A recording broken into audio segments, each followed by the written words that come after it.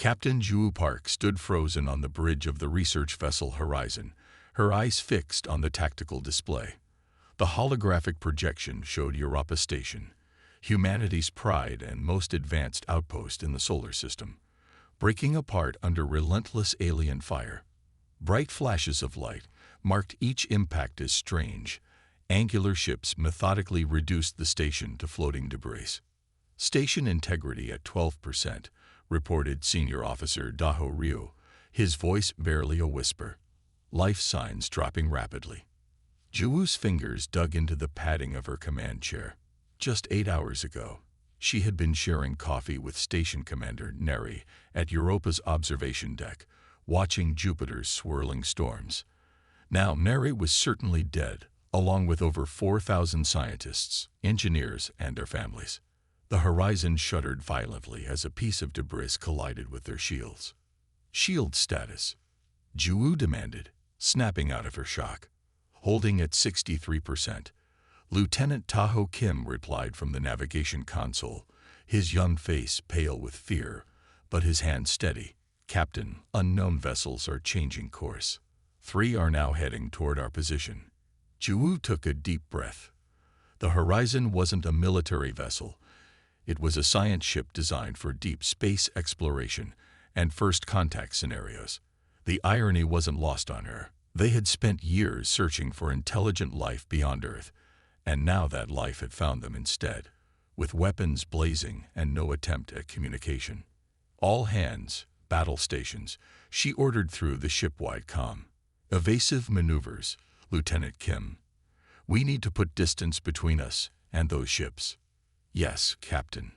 The Horizon banked hard, its engine straining as Taho pushed the ship to its limits. Through the viewports, Juwoo could see Europa's icy surface reflecting the explosions happening in orbit above it. Communications Officer Song. Send emergency transmission to Earth Command. Include all sensor data we've gathered on the attacking vessels. Myung Song's fingers were already flying across her console.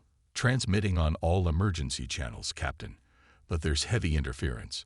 I can't confirm receipt. Another violent shake rocked the bridge as a direct hit struck their aft section. Shields at 41%, exclaimed Taho. Direct hit to Engine Bay 2. Chief Engineer Junho Lee's voice crackled over the comm. Captain, we've lost Engine 2.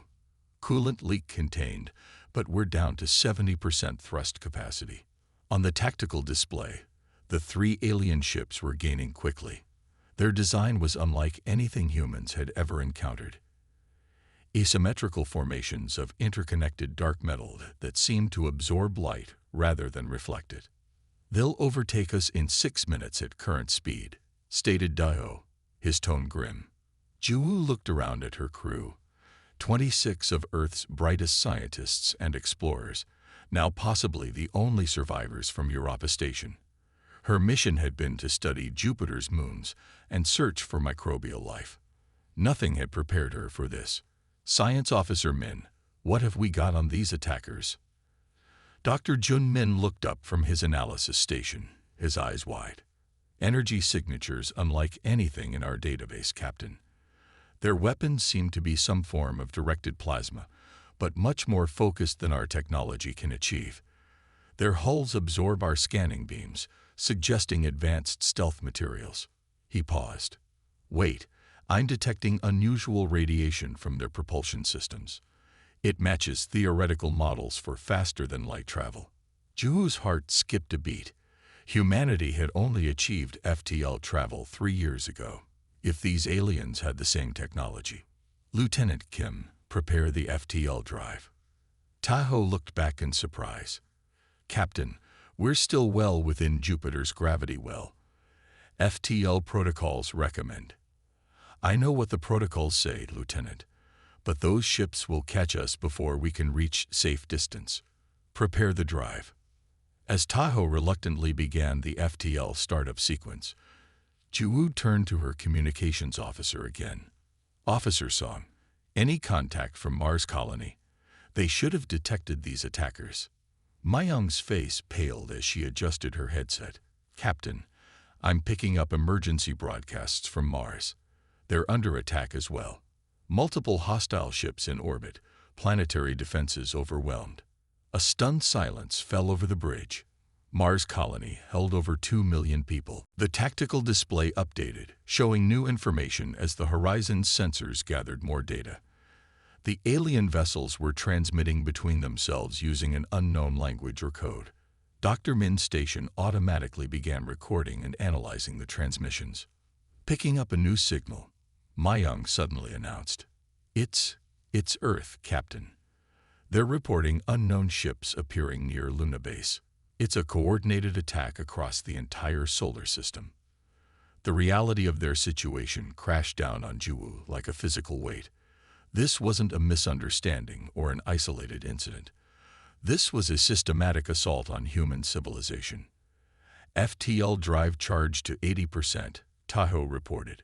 But Captain, jumping this close to Jupiter could tear the ship apart. Juwu watched as the alien vessels closed in, their weapon systems powering up according to the sensor readings. We have no choice, she decided. We need to warn Earth with everything we've learned. Set course directly for Earth.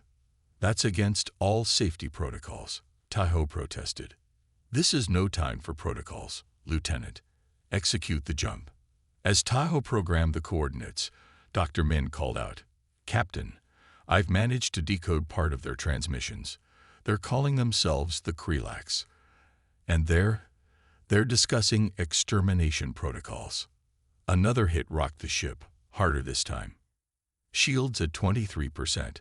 We can't take another hit like that, Daho warned. FTL ready, Captain, Tahoe announced, his voice shaking slightly. But at this distance from Jupiter. Do it, Juwu ordered, her voice leaving no room for argument. Tahoe took a deep breath. FTL engaged in 3, 2, 1. The stars outside the viewports stretched into lines as the horizon leaped into faster-than-light travel.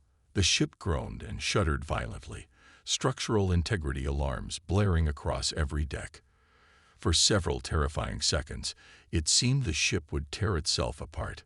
Gradually, the shaking subsided. The horizon had survived the jump. Damage report, Juwu called out, releasing her white-knuckled grip on her chair. Hull breaches on decks 3 and 4, sealed by emergency systems, reported Shunho from engineering. FTL drives strained but functional.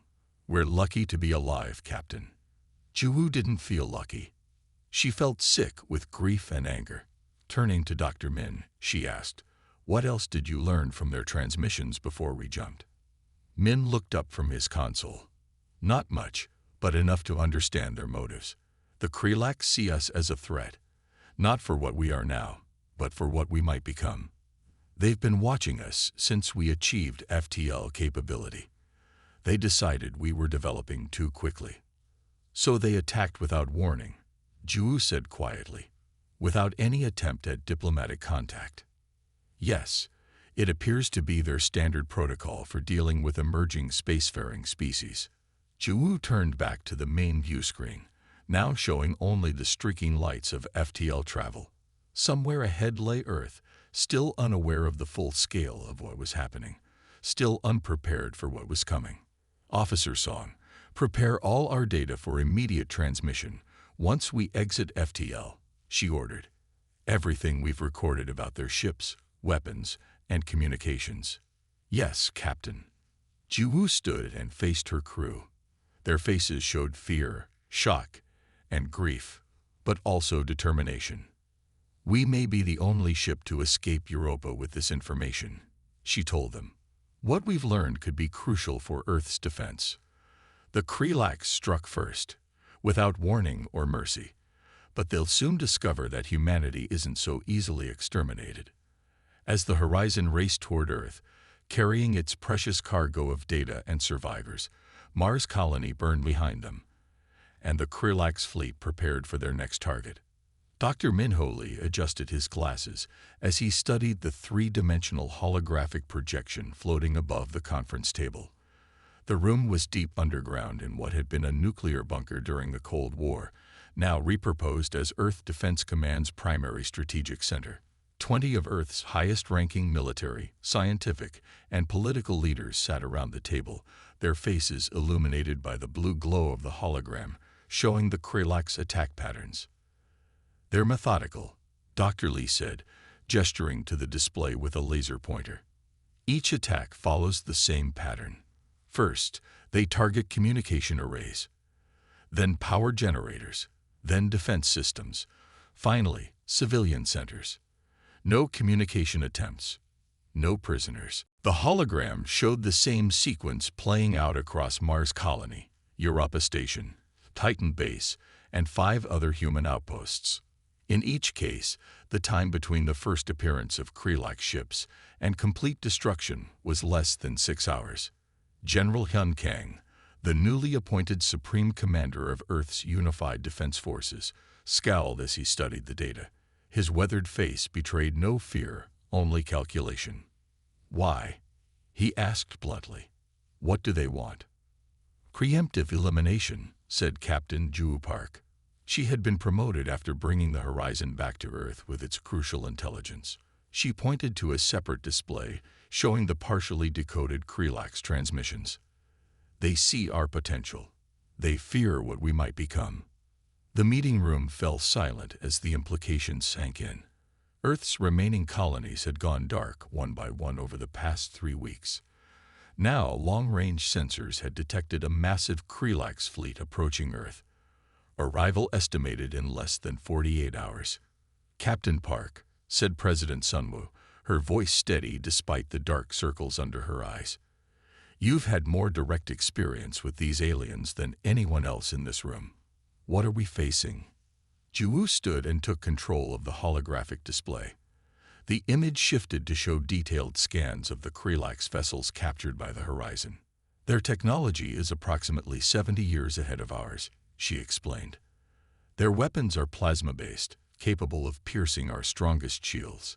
Their hulls absorb most scanning technology, making them difficult to track. But they're not invincible." She zoomed in on a particular section of one of the alien ships. Dr. Lee's team discovered this while analyzing our sensor data. Their ships have a vulnerability near their propulsion systems. A concentrated attack here, she highlighted a junction point, could potentially disable their engines. Dr. Lee stood up beside her. "We've also made progress understanding their biology from tissue samples recovered from debris near Europa." He pulled up a new hologram showing microscopic structures. "The Kralaks appear to be silicon-based life forms, not carbon-based like humans. They require different atmospheric conditions and temperatures than we do." "How does that help us?" asked General Kang. "It explains their behavior," Dr. Lee continued. "Silicon-based life evolves much slower than carbon-based life.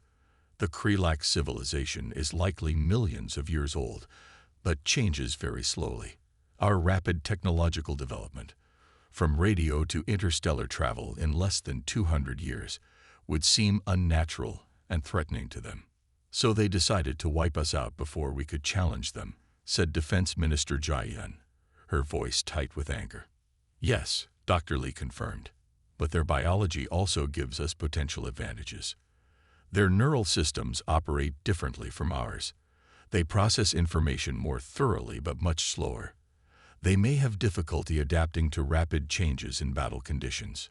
Lieutenant Taho Kim, who had been brought into the meeting as the Horizon's navigation officer, raised his hand hesitantly. "During our escape from Europa, they seemed confused when we jumped to FTL inside Jupiter's gravity well. Their tactics were perfect until we did something unpredictable." Ju nodded. "That's consistent with what we're learning about them. They're methodical, precise, and overwhelming, but not adaptable." General Kang stood and approached the holographic display. "Then we need to be unpredictable. Hit them in ways they won't expect." He turned to the assembled leaders. "I propose Operation Thunderstorm.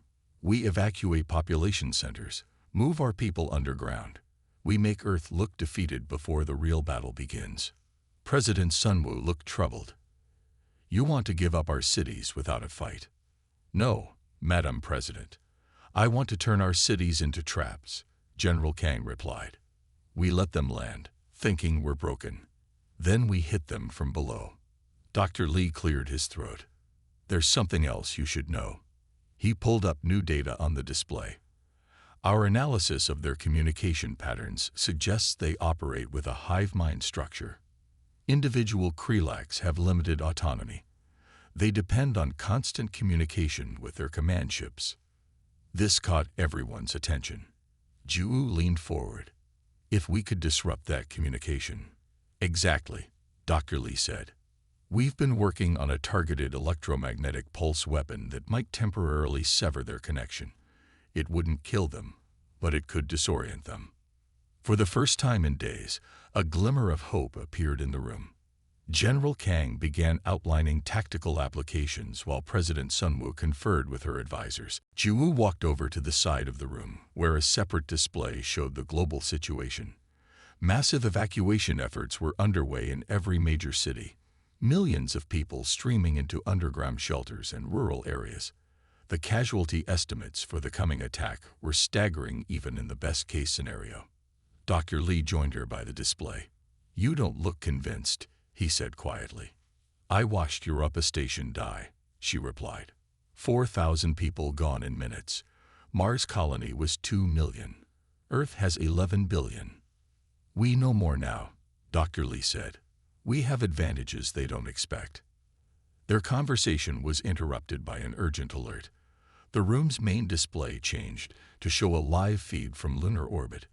The first wave of the Krelax fleet had arrived early, their dark ships emerging from FTL travel in perfect formation.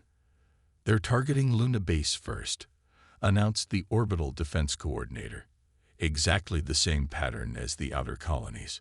Everyone watched in grim silence as the alien ships began their methodical destruction of humanity's lunar outpost.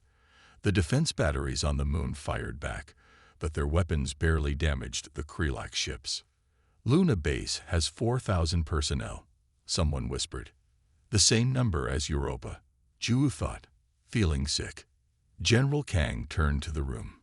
We have less time than we thought. Implementation of Operation Thunderstorm begins immediately. All military assets to fallback positions. Civilian evacuation is now mandatory. As the leaders dispersed to their various commands, Dr. Lee pulled Ju aside. I need your help with something, he said urgently. The tissue samples we recovered. I think there's more we can do with them.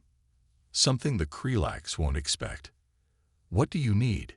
Ju asked. Access to the biological weapons research facility in Daejeon. Ju stared at him. Those facilities were shuttered after the pandemic accords. Officially, yes, Dr. Lee said quietly. But they still exist.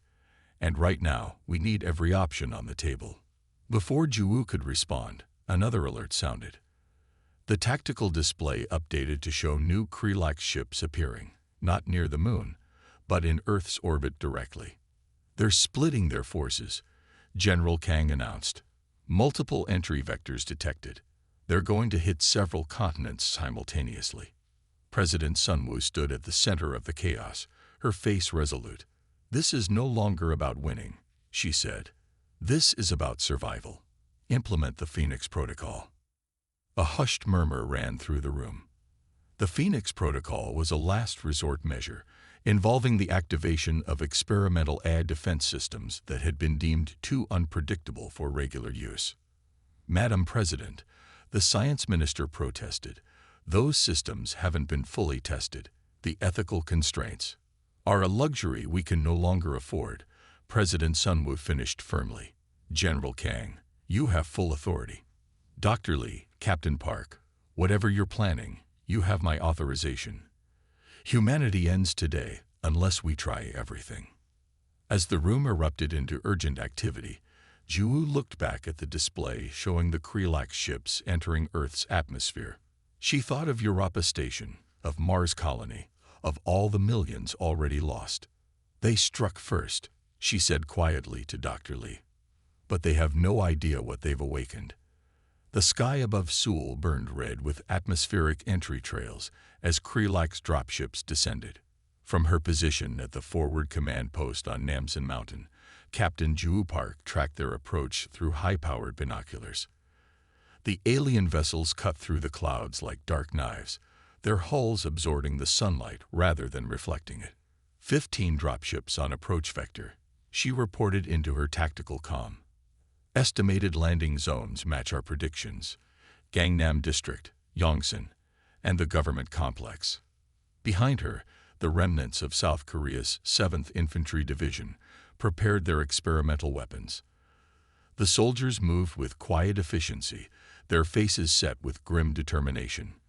These men and women had already witnessed the destruction of Busan and Incheon.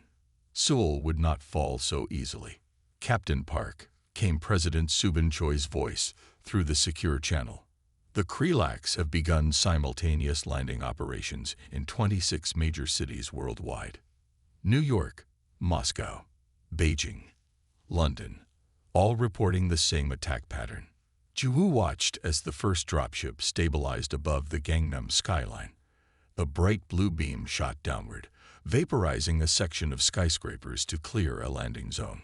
"What about the counterattack in orbit?" she asked. "Failed," President Choi replied, her voice tight but controlled. "Our remaining orbital platforms have been neutralized. The lunar defense grid is offline. We're on our own." On the mountain ridge, Lieutenant Taho Kim approached, carrying a secure tablet. "Captain, Defense Command reports the Krelax ground forces are deploying in standard formation. Just like Mars Colony and the other outposts, they're not adapting to our preparations." Ji-woo nodded. This confirmed Dr. Lee's theory about Krelax behavior patterns. They were technologically superior but inflexible, following the same successful strategy that had worked on humanity's unprepared colonies. "And Dr. Lee's special project?" she asked. "Still untested," Taho replied. "He says he needs more time." Ji-woo watched as the first wave of Krelax ground troops emerged from their landed ships. The aliens moved with mechanical precision, their armored forms standing nearly 3 meters tall.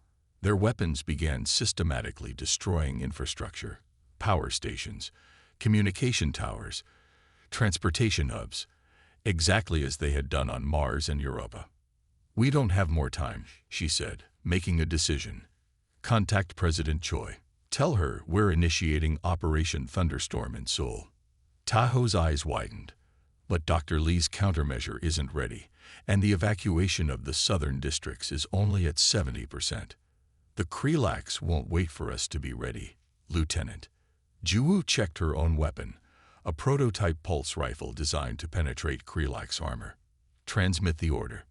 In the underground presidential bunker beneath the Blue House, President Subin Choi received the message from Captain Park's unit. Around her, government officials and military commanders monitored the worsening situation across the globe. The large display screen showed Krelax ships landing on every continent. Defense Minister Han looked up from his station. "Madam President, Captain Park is right. If we wait any longer, we'll lose our opportunity. The Krelax are following their standard protocol. They don't expect a coordinated counterattack." President Choi studied the tactical display. Humanity had already lost over 30 million people in the initial attacks on the colonies and orbital stations. Earth's conventional military forces were proving ineffective against the alien technology. Their only advantage was the element of surprise, the unconventional tactics they had prepared based on Captain Park and Dr. Lee's analysis of Krelax behavior. She made her decision. "Activate Protocol Chimera," ordered President Choi, her face grim in the bunker's harsh light. The defense minister entered his authorization code, followed by the science minister and finally President Choi herself. A new system came online, its interface different from the standard military networks. Across the globe, dormant military AI systems awakened, systems deemed too dangerous in peacetime. These were not the limited, carefully controlled AIs used in everyday life. These were fully autonomous combat systems designed to think creatively, adapt instantly, and fight without the ethical constraints that limited human soldiers. In Seoul, Captain Park's tactical display suddenly illuminated with new information as the Chimera system linked with her unit. All units prepare for synchronized attack, she ordered. Remember your training. The Kralax expect us to defend conventionally. They don't expect us to have studied their patterns. On her signal, the hidden defensive positions around Seoul activated simultaneously. Not the obvious military installations, which the Kralax had already targeted, but concealed weapon systems embedded in civilian infrastructure, office buildings, subway stations, even hidden beneath public parks. The Kralax ground forces, moving in their predictable pattern, suddenly found themselves under attack from unexpected directions. Their formation, perfect for countering conventional military responses, left them vulnerable to the asymmetric tactics designed by the Chimera Eye. Similar scenarios played out in cities worldwide as humanity executed its desperate strategy. Rather than futilely defending against superior technology, Earth's forces struck at the specific vulnerabilities identified by Dr. Lee's research, targeting the Kralax communication nodes, using electromagnetic pulses to disrupt their hive-mind coordination. In the chaos of the counterattack, Captain Park led a specialized team toward a specific objective. One of the Kralax dropships had been damaged by the hidden defense systems and made an emergency landing near the Han River. "This is our opportunity," she told her team as they approached the crashed alien vessel.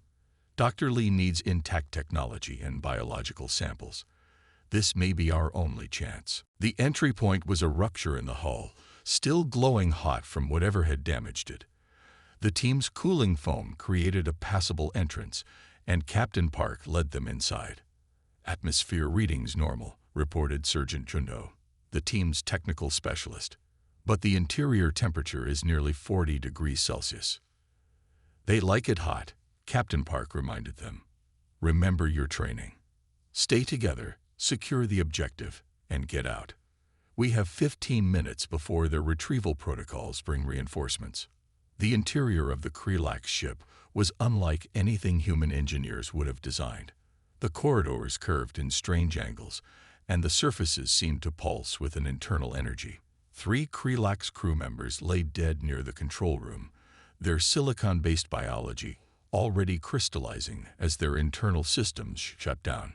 "Find anything we can use," she ordered, as the team spread out to secure samples and technology. Sergeant Junot worked quickly to extract the ship's navigation system, while medics carefully collected biological samples. Captain Park herself downloaded data from what appeared to be the main computer core, using interface technology developed from the Horizon's sensor readings. "Captain, you need to see this," called Lieutenant Sora from what seemed to be the ship's bridge. She was pointing to a display showing Earth from orbit, with multiple Kralax ships highlighted. Jiwoo studied the alien symbols, recognizing patterns from her time analyzing their communications. "They're confused," she realized. "The Chimera Eye is forcing them to adapt to unexpected tactics, and they don't know how to respond." A sudden vibration ran through the ship. "Retrieval protocol initiated," warned Sergeant Junot. "We need to move now." The team gathered their precious cargo and retreated from the vessel just as more Kralax ships appeared overhead. As they reached the extraction point, Captain Park looked back to see the damaged ship being lifted away by some kind of energy beam. "Did we get everything Dr. Lee needed?" she asked Lieutenant Sora. "Everything and more," Sora confirmed, securing the sample container. "If the patterns in their navigation system are what I think they are, we may have just found the location of their homeworld." 6 hours later, as Earth burned, the Kralax fleet unexpectedly withdrew. In command centers around the world, military leaders watched in disbelief as the alien ships broke orbit and disappeared into FTL jumps. In the presidential bunker, Captain Park delivered the samples and data to Dr. Lee, who immediately began analysis with his team. "Why did they leave?" President Choi asked the assembled leaders. "We hurt them, but we didn't defeat them." Dr. Lee looked up from his preliminary analysis. "The Chimera Eye forced them to confront something they've never experienced before, an inferior technological civilization that could adapt faster than they could. Their strategic programming couldn't handle the contradiction. So they retreated to regroup. General Kang concluded. They'll be back, with new tactics. Yes, Dr. Lee agreed. But now we have this. He held up a data crystal containing the information from the Krelax ship, their homeworld coordinates, their biological weaknesses, and time to prepare. Captain Park looked at the tactical display, showing the departing Krelax fleet. How much time? Based on their FTL capabilities and the distance to their core systems, Dr. Lee calculated perhaps 5 years before they can mount another full-scale invasion. President Choi stood, surveying the room of exhausted but determined leaders. Then we have 5 years to make sure humanity is ready when they return. 5 years to build a force that will make them regret ever striking first. Outside, the sky above Seoul was finally clear of alien ships, though smoke still rose from the damaged districts. Earth had suffered terrible losses, but humanity had survived its first encounter with the Krelax. And now, they had a fighting chance. 5 years passed. Humanity rebuilt. The scars of the Krelax attack remained visible across Earth's surface. The glass plains where cities once stood, the crater lakes formed by orbital bombardment. But around these wounds, new structures rose. Not the gleaming skyscrapers and sprawling suburbs of the pre-war era, but hardened facilities, manufacturing complexes, and defense installations. Admiral Ju Park stood at the viewport of Orbital Command Station Sentinel, watching as another new warship emerged from the construction yards in lunar orbit. Unlike the utilitarian vessels of Earth's pre-war fleet, this ship was asymmetrical, with strange geometries that somehow unsettled the human eye. "Beautiful, isn't she?" said Taho Kim, now a commander and Park's executive officer. Chimera-class destroyer, the 40th to launch this month.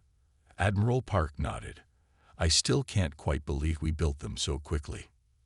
The AIs designed them. We just put them together, Taho replied. Speaking of which, your shuttle leaves in 20 minutes. Dr. Lee is expecting you at Daejeon. The shuttle descent to Earth gave Admiral Park a clear view of the transformed Korean peninsula. Seoul had been largely rebuilt, but not as the sprawling metropolis it once was. Now it was a hardened city fortress, its new architecture designed with defense in mind. Between the major population centers, vast manufacturing complexes spread across the landscape, many extending deep underground. Humanity had learned from the first attack. Nothing essential remained on the surface anymore. The shuttle landed at a nondescript entrance in a mountainside. Security protocols were elaborate. Biometric scans, monitored behavior analysis, quantum encryption keys that changed hourly. Even as Admiral of the fleet, Park submitted to each layer of security without complaint.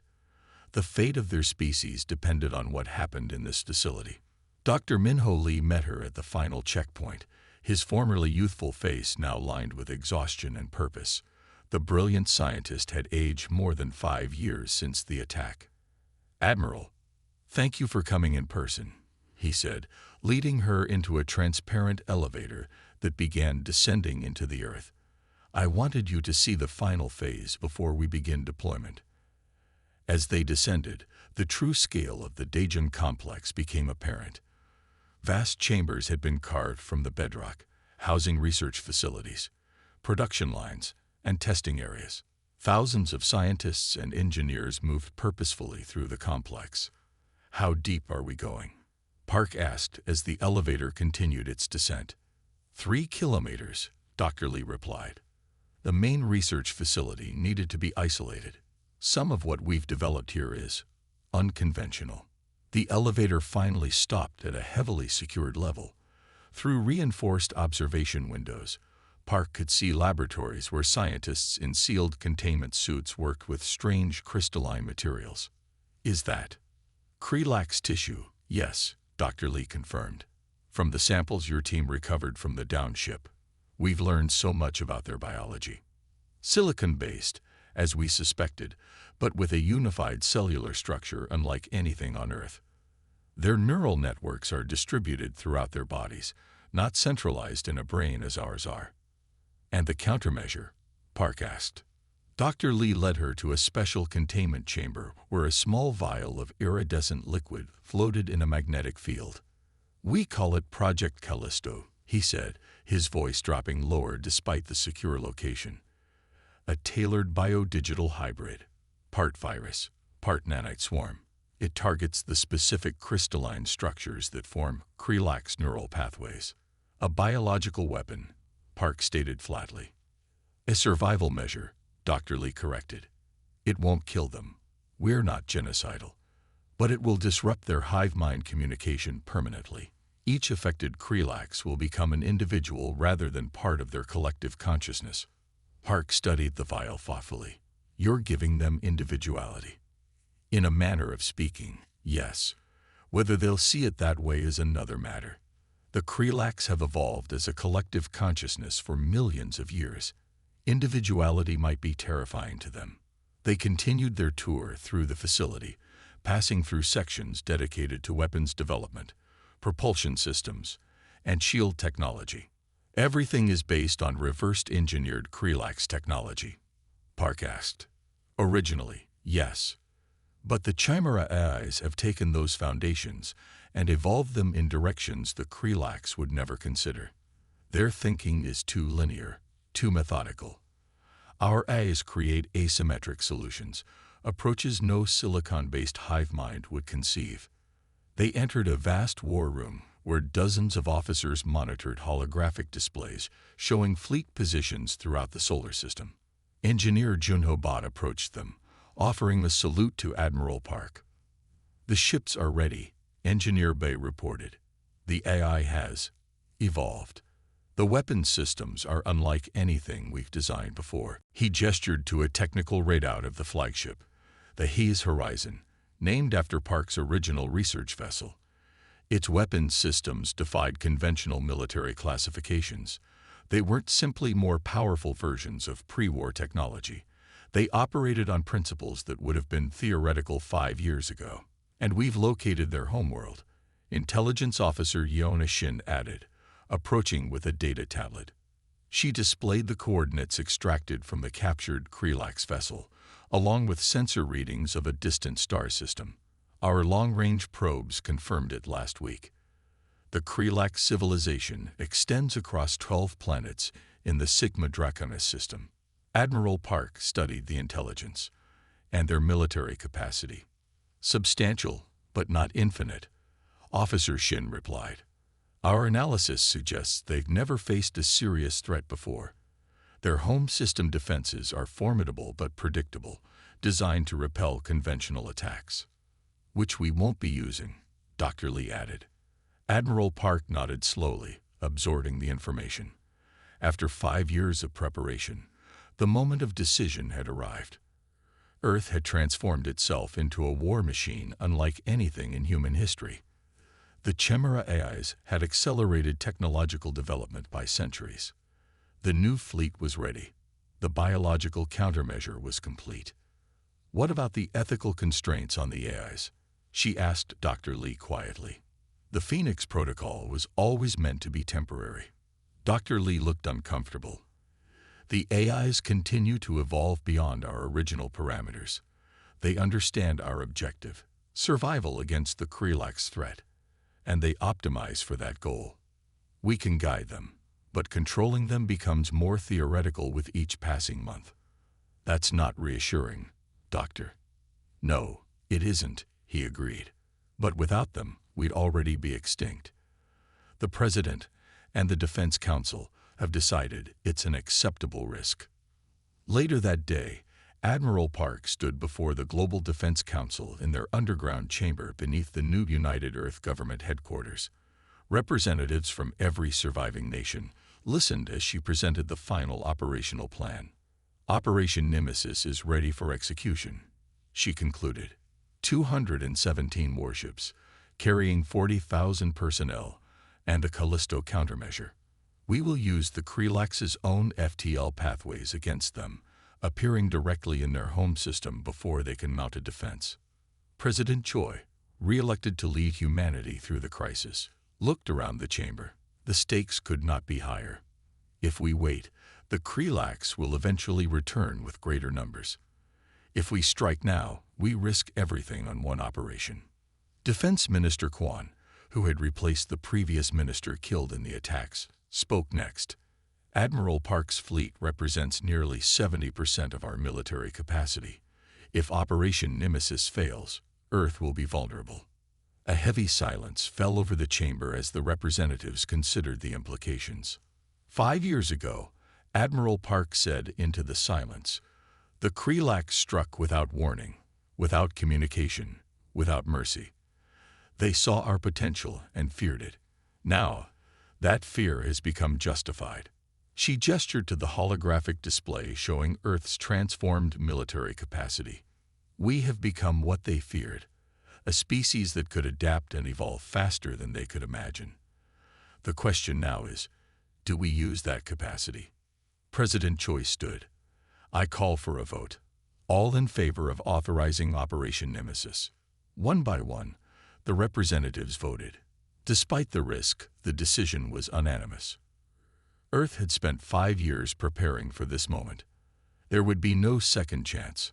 "Operation Nemesis is authorized," President Choi announced. "Admiral Park, you have humanity's unified blessing. When can your fleet depart?" "The fleet is already assembled at the Jupiter gravity point," Park replied. "Final preparations will be complete in 72 hours. 3 days later, Admiral Park stood on the bridge of the HFY horizon, watching as the largest fleet in human history formed up around Jupiter. The massive gas giant would provide the gravitational slingshot needed to accelerate their FTL jump to the Krelax home system. "All ships report ready, Admiral," Commander Kim reported. Admiral Park thought about the 5 years since the attack. The millions dead. The civilization transformed. The ethical compromises made in the name of survival. There would be a reckoning for all of it someday. But first, humanity needed to secure its future. "Commence Operation Nemesis," she ordered. "Let's remind the Krelax why they should have finished the job when they had the chance." As one, the fleet of asymmetrical, A-designed warships activated their FTL drives. The stars stretched into lines, and humanity launched its counterstrike against the aliens who had nearly destroyed them. The Krelax had struck first, but humanity's retaliation was about to arrive at their doorstep. The human fleet emerged from FTL at the edge of Krelax space, a swarm of dark, asymmetrical vessels appearing where no enemy had ever dared to venture. 217 warships, designed by humanity's evolved AI systems, arranged themselves in a formation no Krelax tactical computer could recognize. On the bridge of the flagship HFY Horizon, Admiral Ju Park stood calmly as her officers reported their status. "All ships present and accounted for, Admiral," Commander Taho Kim announced. "No damage from the extended FTL jump. Krelax defense grid is activating," Lieutenant Yauna Shin reported from the tactical station. Their response seems confused. They're following standard perimeter defense protocols, but they're slow to identify us as a threat. Admiral Park studied the main view screen showing the Krelax home system. Unlike Earth's solar system with its single habitable planet, the Krelax had spread across multiple worlds orbiting Sigma Draconis. Massive structures connected the planets, space elevators, orbital habitats, and defense platforms that had likely stood unchallenged for thousands of years. "They never expected us to strike back," Admiral Park said, watching the Krelax homeworld come into view. "Not here. Not in their sanctuary." Dr. Minho Lee stood beside her, his attention focused on a specialized console showing biological readings. "The atmospheric composition matches our predictions. The Callisto deployment systems are ready." Admiral Park nodded and opened a fleet-wide channel. "All ships, this is Admiral Park. Commence Operation Nemesis, Phase 1. Chimera protocols active." Across the fleet, the advanced AI systems took partial control of weapon systems and tactical operations. The human crews worked alongside the artificial intelligence, each complementing the other's strengths. It was a partnership unlike anything humanity had developed before the Krelax attack, and precisely what made them so unpredictable to their silicon-based enemy. The Krelax defense grid activated, firing energy weapons at the human fleet, but the shots were predictable, aimed where conventional ships would be. The human vessels, guided by the Chimera Eye, moved in patterns no Krelax tactical computer could anticipate, evading most of the defensive fire.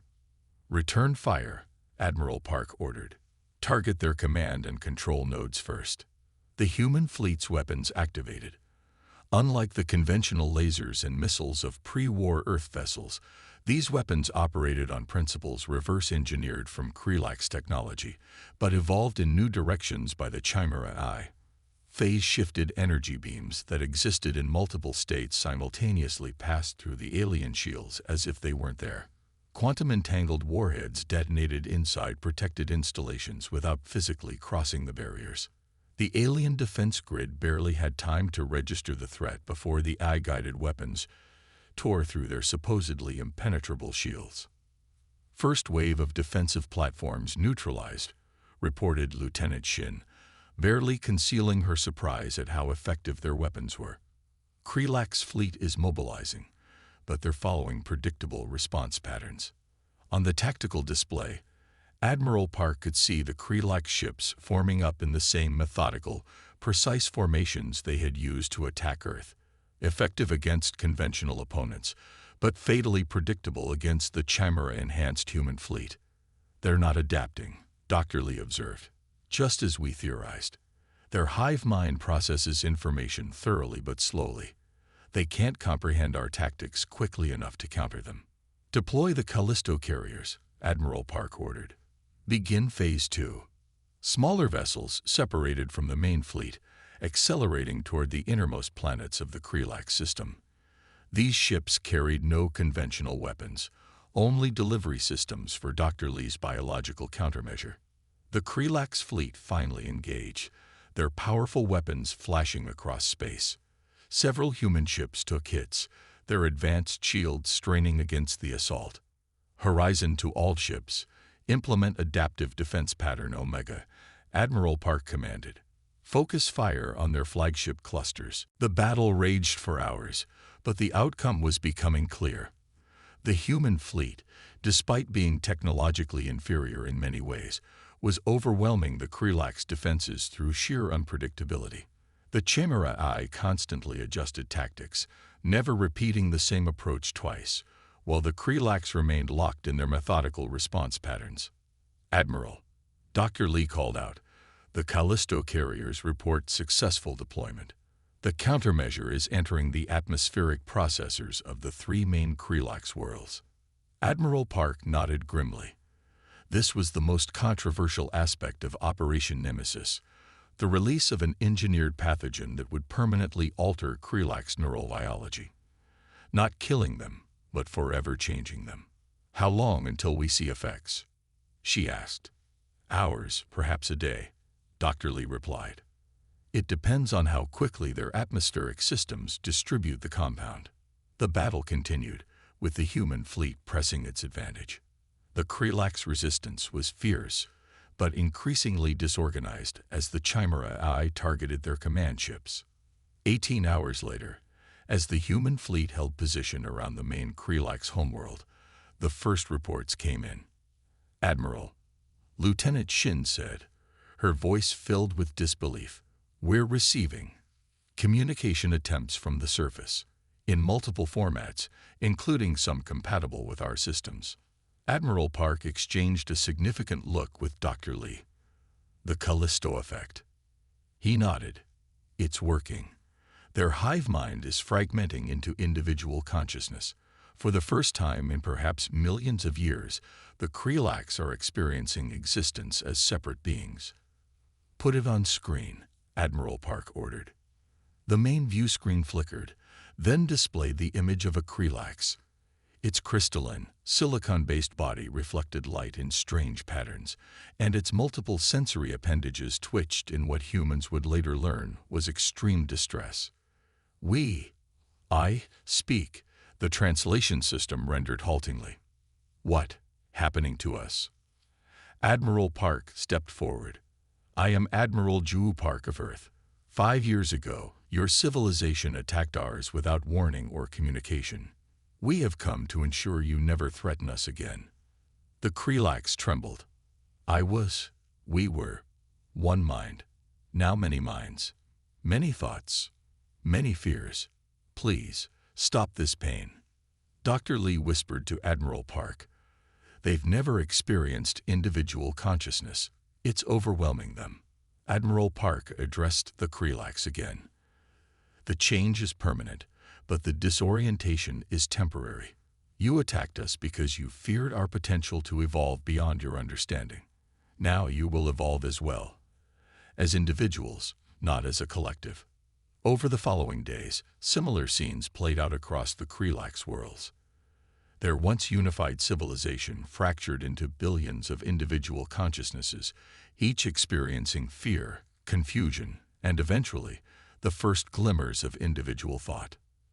Within weeks, the once mighty Krelax civilization surrendered unconditionally. Not to save their lives. The Callisto countermeasure had already ensured their biological survival, but to end the psychological trauma of their forced evolution. Admiral Park led the negotiation team personally, working with the emerging Krelax leaders, individuals who showed the greatest adaptation to their new state of being. The terms were firm but not vengeful: complete demilitarization, open communication, and cultural exchange under human supervision. "You could have destroyed us," one Krelax representative said during the negotiations. "Why didn't you?" "Because then we would have become what you feared," Admiral Park replied. "A species that eliminates threats without understanding them." 10 years later, Admiral Park stood on the observation deck of the rebuilt Europa station, watching Jupiter rise over the horizon. Beside her stood Dr. Lee, both of them now retired from active service. The station, once destroyed in the Krelax's first attack, now served as a diplomatic hub where humans and Krelax representatives worked together. "I received the latest reports from Sigma Draconis," Dr. Lee said, breaking the comfortable silence. "The Krelax social evolution continues to accelerate. They've developed art, music, philosophy, concepts that had no meaning in their hive mind state." Admiral Park nodded. "And their technology, diversifying rapidly. Individual innovation has led to breakthroughs their collective mind never considered, but all non-military, as agreed." They watched as a transport ship approached the station, carrying a delegation of Krelax diplomats for the anniversary summit marking 10 years since the end of the war. "We became what they feared," Lee said quietly, thinking of how humanity had transformed itself to survive. The weaponized eye, the biological warfare, the single-minded focus on retaliation. "No," Park replied with gentle certainty. "We became something better. We offered peace when we could have offered extinction. That's the difference." She thought back to that moment in the Krelax throne room, when she had stood before their leaders with the power to end their civilization entirely. The Chimera Eye had calculated that complete elimination of the Krelax was the most efficient way to ensure human safety. President Choi and the Defense Council had authorized whatever measures were deemed necessary. But in that moment, Admiral Park had made a different choice, one that honored the best of humanity, not its darkest impulses. Now, 10 years later, both species were evolving together. The Krelax were learning individuality and creativity, while humans were gradually reclaiming the ethical boundaries loosened during wartime. The Chimera Eye had been partially decommissioned, its most extreme aspects contained. "The next diplomatic transport arrives tomorrow," Admiral Park noted. "The Krelax are bringing their first works of art created by their children, the first generation born as individuals." Dr. Lee smiled. "I never expected to live to see this.